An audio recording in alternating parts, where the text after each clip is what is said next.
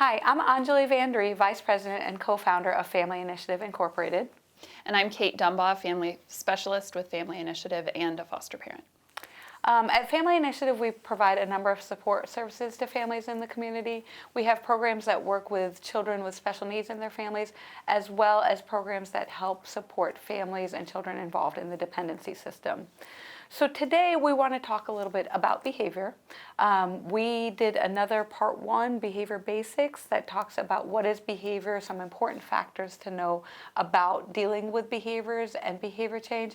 And today what we're going to talk about is why does behavior happen? So what are the motivations behind those behaviors? So when we look at why is behavior occurring, no matter what, for any one of us, needs drive behavior, right? So for you, for me, for all of us, we do things for a reason. They serve a purpose. There is a need manifesting in that behavior. So when we work with families, we really talk about figure out what that need is, right? Why is that behavior occurring? When we talk about needs, there are 2 types of need we're talking about. One way to look at it is looking at basic needs. So this is Maslow's hierarchy of needs, and this builds, it's a hierarchy. Level 1 in the hierarchy, the first level of need we need to get met is physiological. So that is food, shelter, water. Are my basic needs going to be met? Right? So do I know I have a place to sleep tonight? Do I know I'm going to have food tonight, tomorrow, the next day? So you can see how this starts to play an important role in the kids coming into your home. The next level, level 2, is safety and security. So am I safe here? 1, I know my basic needs are going to be taken care of. I know I'm going to have food to eat. I know I have a place to sleep. Next, is it a safe place for me to be? Am I going to be free from harm here? Again, we can see how this plays an important role. Then that third level of need is where we start to talk about love and belonging and the social needs. So I think this is super important to recognize. That's where, after those first 2 levels are met, then we start to focus on this level of need. Yep. And I think as foster parents, it's very easy when a child comes in, we know they're safe. Everyone who's licensed to us knows they're safe, and we assume that they know they're safe and that their needs are going to be met. And we jump immediately into the cuddling and the loving and the hugging. But I think one thing that's been very helpful at our house is to be very specific when a child comes in. Here is the kitchen, here is the pantry, demonstrating that the refrigerator is full, that the pantry is full, communicating, when you're hungry, let me know and we will feed you.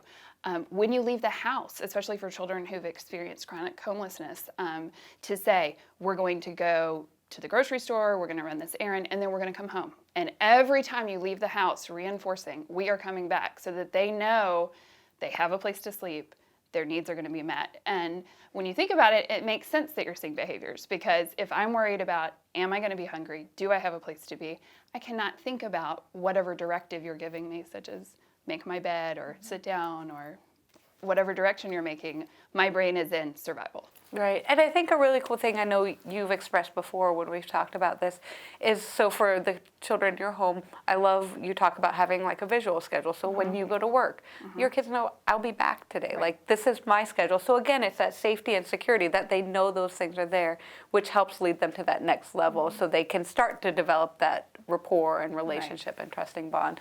So I think that's a great way to do that. And I think oftentimes we probably forget about those things because, like you said, we want to move to that next level and try to help because we know that child is safe, but like we talked about in the earlier video, that child also needs to know that and feel that way too. So, and we think once you get through those first 3 levels, then we start to build the next 2 levels, are ego and self-esteem, where they need to feel valued, and then the highest level is self-actualization or fulfillment, and that is quite honestly something that adults Lifelong. Right. It's something we all deal with, continuing to deal with those higher levels.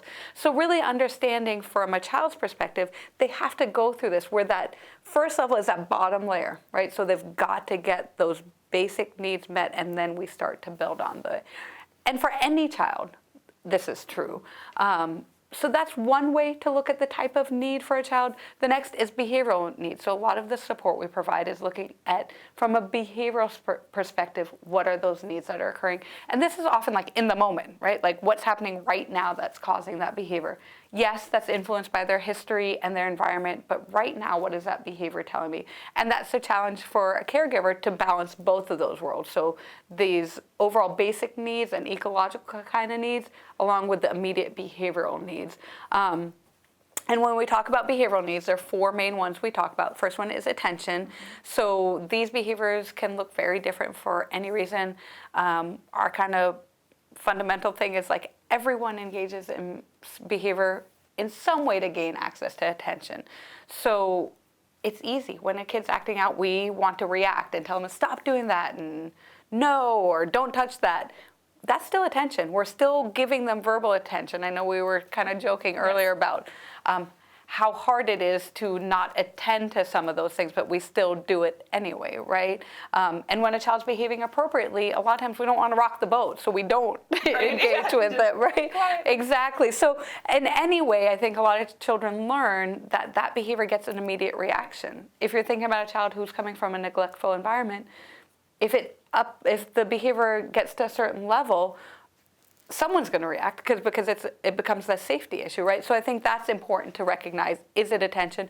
Most times there's some attention component to it. And as I was saying to you earlier, it's sometimes the need that they're expressing, such as attention, evokes in me sort of the opposite reaction. So when they're wanting attention, I'm not necessarily feeling loving and warm and but really looking at what is the behavior actually telling me and what does this child need. And so, yes, if they are acting in a way that I do not want to reinforce, I'm not going to heap a lot of correction on it, but making a note of, okay, this child is letting me know that they're needing attention, and then finding ways to give that in a positive way. Awesome.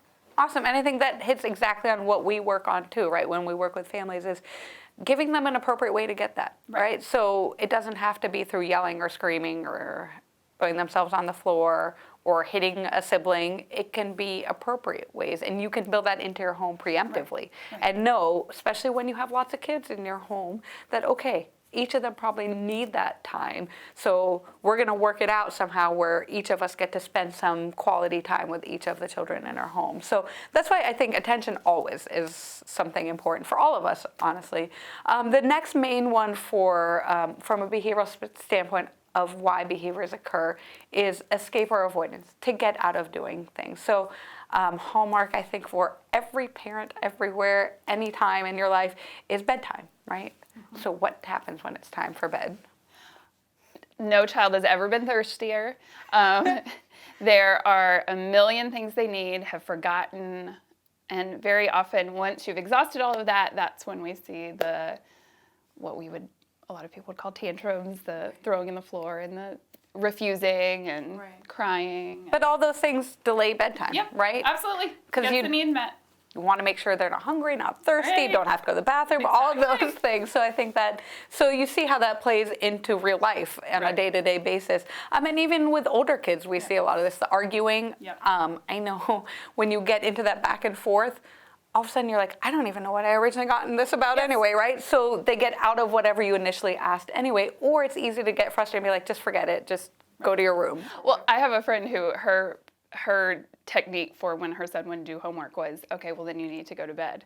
And then she switched techniques, and all of a sudden he's like, no, I said I'm not doing it, you have to send me to bed. And she's like, oh no, I'm trying something new. And he's like, no, I'd like to go to bed. So he knew it was working. To do homework. So, and it does, I think, intentionally or not, this is what happens. Sometimes kids are aware of the behavior and what might happen, and other times they may not be, but through their patterns this has kind of occurred. The third reason or category why behaviors occur from a behavioral standpoint is to gain access, so to get something they want, and that can be anything. It can be an item, an activity, something someone else in the home has. Electronics are a big one, fighting over the remote, any of those things, which are common to any child, I think. But again, looking at why is this behavior occurring? Are we giving that child something when they do act out to help calm them? But are we inadvertently, like you said earlier, reinforcing it by giving them an item?